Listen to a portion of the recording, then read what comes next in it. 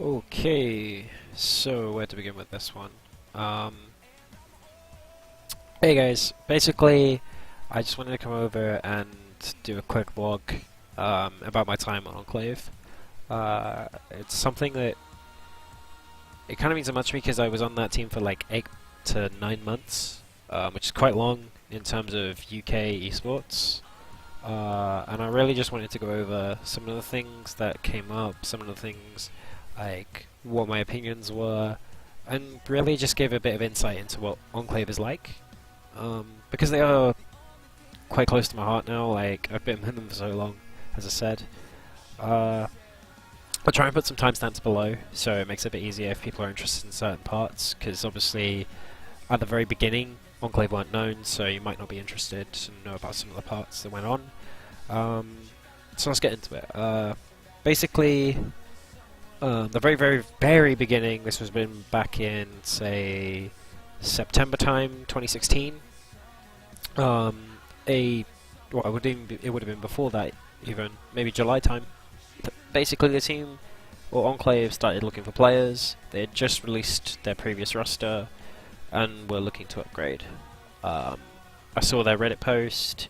I put my application in, and basically got back to me saying scrims are at this time.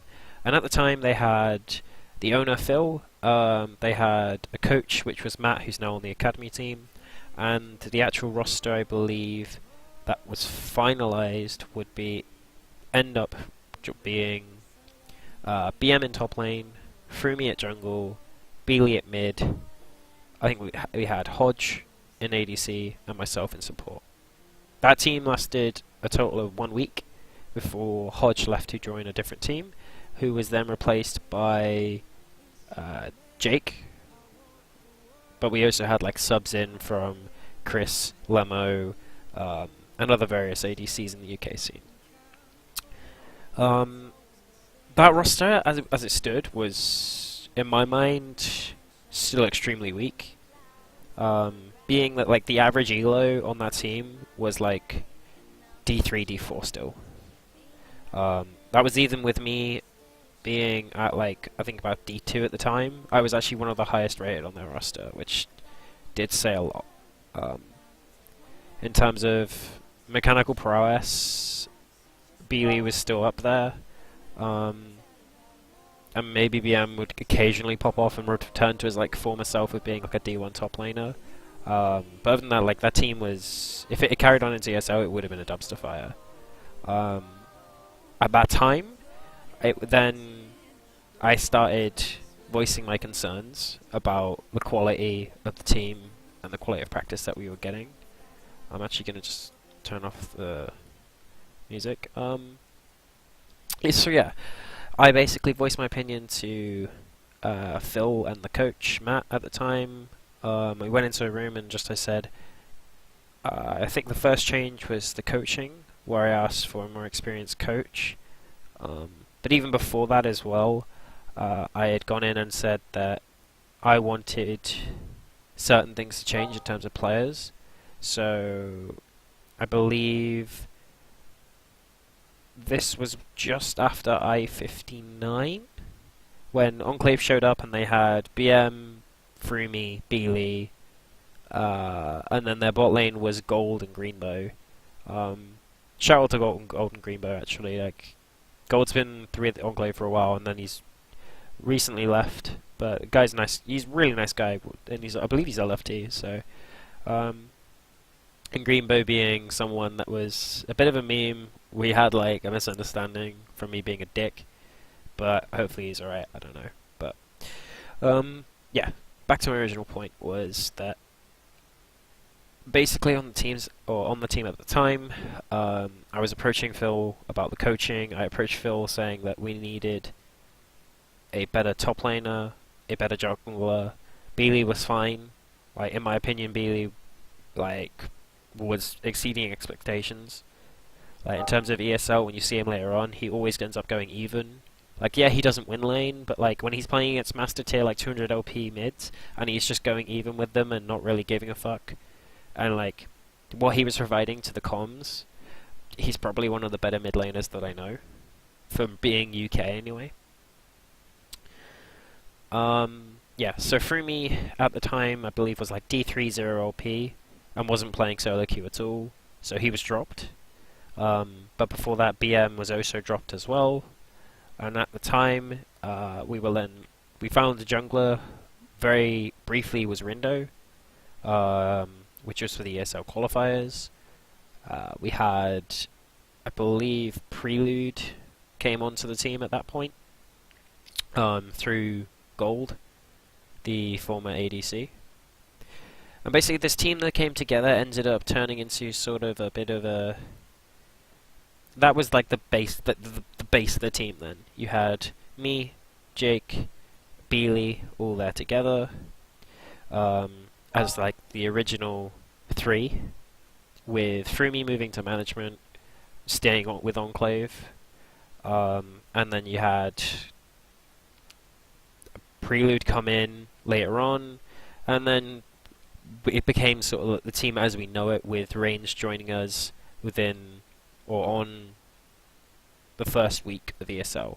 So Range's first game of playing with Enclave was against I forget, but it was the roster with Xenex. Yeah, Xenex. That was his first game, and we did all right in that, considering we literally hadn't scrimmed. We had 2 new players in Prelude and Range joining us on that first week, and a brand new coach in that week as well, being Rainbow. Yeah. So I'd like to think getting into ESL was a contribution of me voicing my opinions, as well as obviously them being able to Enclave guys listening and like saying we do actually want to be taken seriously. So that was like the first step in my mind that was taken. Frumi obviously took one for the team and stepped down, but he stayed on to help out in any way he could. And we still have good connections with BM and the former and the other, or BM and co, I'll say, players. Very much so that... Okay, I'll rephrase that. So, basically after that point, I would say that Enclave was still like a family org. It was looking after players. That is like the ethos that Phil has for his org, is always looking after players. And yeah, I can't knock him for that. It then went into the ESL, which is week by week. Everyone can see the results there, but personally I feel like we were the 4th best team. I actually feel like against Cyclone, we would have won both games. The only reason they actually got a win was because we threw a game away to them. And also there was a communication issue in one of the games where I called everyone to come bot with the wave. Range and Prelude just completely like ignore me for some reason, and then the 3 of us die. Like the other 3 die. Yeah. One thing I will say in that though is that I felt along the way that although we weren't the strongest mechanical team, I actually put us, if we were mechanics purely like based on solo strength of how like we stacked up as a roster, we'd probably be in like the bottom 2, maybe bottom 3. But in terms of our actual ability to work as a team and our communications and like just being friends, and I don't know, we were in the top half of the league. So yeah, you can't knock that. And I definitely feel like if things were different, like the results in the first week I felt were based a little bit harshly in the sense of if we'd had maybe a week's practice beforehand with the new top and jungle at that time, that we might have put up a better performance. Because it kind of sucked to go through ESL weeks and not be streamed when we were playing some of our better games. Like maybe our first game against XL, who everyone was like, oh, XL are just going to smash you. It would have been nice to get Enclave versus Choke streamed, because everyone thought Choke was going to smash us. Like, throughout this entire season, I felt that everyone was looking at Enclave going, and just remembered the meme team that was before it that had then been dropped. And then they sort of looked at us and said, oh, there'll be easy points. When I probably like to think that anyone you ask, outside of Eminem and maybe Xenex, is that we gave as good as we got. Like, we fought for everything, in the sense of, if you tried to take a win off us, or take something, we wouldn't go down easy. And we played as a team. and that sort of boded well, and yeah, it was nice. It was just generally nice to play with that team. Like, for that amount of time, I consider them as like friends in the scene. Maybe not friends outside of the game, but like Jake, fucking love you, bro. Lan as well. Even yeah, when we get to that's leading on to my next point. So going to LAN with them was an absolute laugh. It was great. Like, I won't lie, the competition there was weak. Like, we were easily the best team there. We should have walked it. Frankly, I'm a bit disappointed that we managed to drop 2 games against Dig Warfare, when in scrims we demolished them every time. So I feel like a lot of that played down to the fact that the prize pools are kind of low. The attendance is pretty poor anyway, even if prize pools were high. And it's not really worth it. It's just not. Like, we paid for our own tickets, and we only just covered all of our tickets by coming first. So anyone who finished below that, well, it's fun for them. So the whole Twitter drama that happened, I do agree with it. But it was kind of harsh, the fact that you go and win a LAN event, you're having a laugh and some fun, and then someone, within 5 minutes of you winning, tweets out that the competition was shit. It's like, could you not have waited maybe a few more days? Just let us have our moment, like, and then go on with the argument. Like, I don't know. I think a lot of it comes down to timing of when people say things. And when obviously emotions are high, like, you want to feel good because you won something, and then someone comes in and shits on it. It's like, dude, when you were winning LANs before, if anyone hasn't, I'm talking about the Tundra tweet, which then got onto EA Sports UK. He's won LANs in the past, obviously. I'm pretty sure no one would come in and be like, mate, you played like shit though. Your team carried you. Like, it's a personal thing. And you kind of have to look at logical facts afterwards, as like logic versus emotion. On the emotional side, I wanted to take pride in it and say, I've gone out and won something. But on the other side, logically, if Eminem, if ZenX had stayed together and shown up, we would have come second. Like, it's not something I'm deluded about. I'm well aware that we were just below Excel in terms of skill, and I think we were even, if not ahead of Cyclone. So yeah. So a little bit more about the LAN event. And I'll give it 2 sides.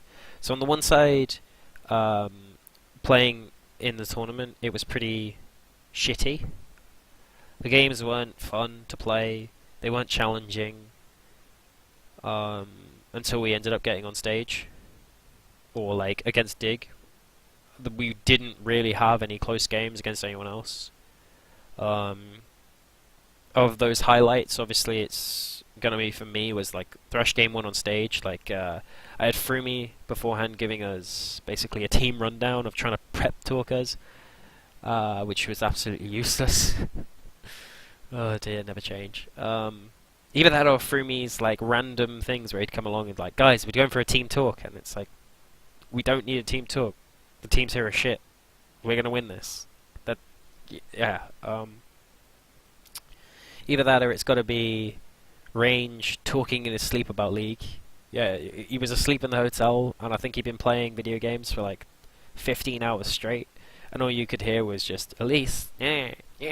So yeah, champion names and skills were coming out while he was sleeping. Even without the snoring, me and Prelude were very entertained. But yeah, honest to God, going to that LAN and was one of the happiest parts of being in the scene. And that's what it's about. Like, going out there and taking it for a bit of fun when you realise that your expectations have to be lowered. Which has now changed, obviously, with what the expectations of the current Enclave roster are, and what they're aiming for, and the amount of investment that they're getting. Which basically leads then on to, I believe, my coaching side of things. So as people may or may not know, I stepped down from that roster as the coach, purely because of various reasons. One of the reasons being, or I thought that people really weren't listening to me, like, I'm not a very intimidating. I'm not like someone that's going to come in and see like, you need to fucking do this. I'm not there to be a parent. I'm there to be. I'm going to look at your games. I'm going to tell you what's wrong. If you fix it, you fix it. If you don't, you don't. So I'm not a very stern person at all. And I felt like a lot of times I was saying things to particular players, and it would go through one ear and out the other, and I would keep repeating it over and over, and nothing would change.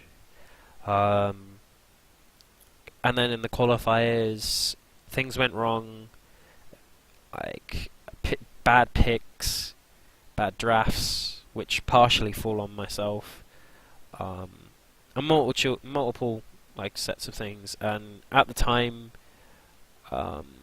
like me and Frumi were having like personal issues, like behind doors, in my mind anyway, like where we were clashing. So I would say one thing, he would say another.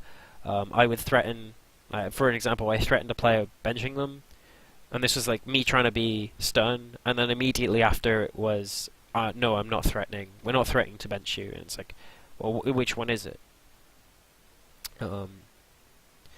Although I say that, I did have issues with Room. I do have very fond memories of being in scrim sessions and then falling asleep, only to wake up to being taken into his office. Phil, you'll have a good kick out of that one. Yeah, basically coaching was not working with my style. I'm going, obviously, off to America soon, so it just seemed easier to step down earlier than premeditated. Or it was a premeditated decision, apologies, I'm a bit tired. So yeah. That's basically in a nutshell, like, 8 months of being on Enclave. There's no real, like, vendettas or drama around a lot of the information that I'm giving. It's just a lot of opinions and things that went on, and yeah. If I was going to sum up my time on Enclave, I would probably put it down to saying that it was just fun. There's no other way of putting it. Like, qualifying for ESL when everyone thinks you can't do it, you go and you do that. You play up against certain teams that people think they're going to smash you, and you go and beat them. You go to a LAN event, people are like, you're a shit team still, you're not going to do this, you go and win it. Like, that roster basically defied expectations at every possible turn, while being just a group of friends that got along with each other. Obviously, everyone has their faults. Like, I don't know what the fuck Range Expire's Twitter feed is. Like, that shit is just damn. Maybe me and Jake didn't have the greatest like ideas of how to play the game. Like, we were at odds with each other all the time. He wanted to go aggro, I wanted to play passive. When I said I wanted to play aggro, he was like, what the fuck are you doing? You're useless, you're bad. He didn't actually say that, that's my actual personal opinions. Like, my actual opinion of myself, in terms of how I've played over these 8 months, is that my enjoyment for the game just never came back from what it used to be. I never got back to what my optimal level of play would be. And frankly, I feel like in a lot of the games, outside of my shot calling and outside of my comms of being able to basically 1v9 games with just my voice, I was pretty trash. Like, in lane, we constantly would lose, and yeah, that was my thing. I'm just taking a moment to have a quick breather. Other than that, like, there were obviously small things that came up. Like, in there, that Matt was willing to learn as the coach for Dawn. He stepped down, went to Dusk. Dusk was then created. Lots of banter and memes with that team, to be fair. I remember some internal scrims fondly. Yeah. I think the only thing I'm missing is actually being able to get onto an esports News UK post, really. Yeah, a whole 8 months of being on a team and not a single post about us, or me being on there. So just solely me for some shit, I don't know. I've never really been a person at the centre of drama, so I'm just trying to think of what things may come up or what people may ask or what my opinions will be. I think the best way is going to do it is if I put this on Twitter, is just some of people are just going to have to at me and then I'll reply. I know Phil, you're probably going to want to know a few things like what your opinions are about you, and yeah, basically after this, all I'll say is that anything on Twitter or YouTube with the comments, I will answer them honestly. With it will be honesty, but with some tact. Obviously, I'm not going to turn around and say that you're an absolute twat. I hate you. It'll be in nicer words, I promise. Other than that, that's me signing off. Thanks for listening or watching even.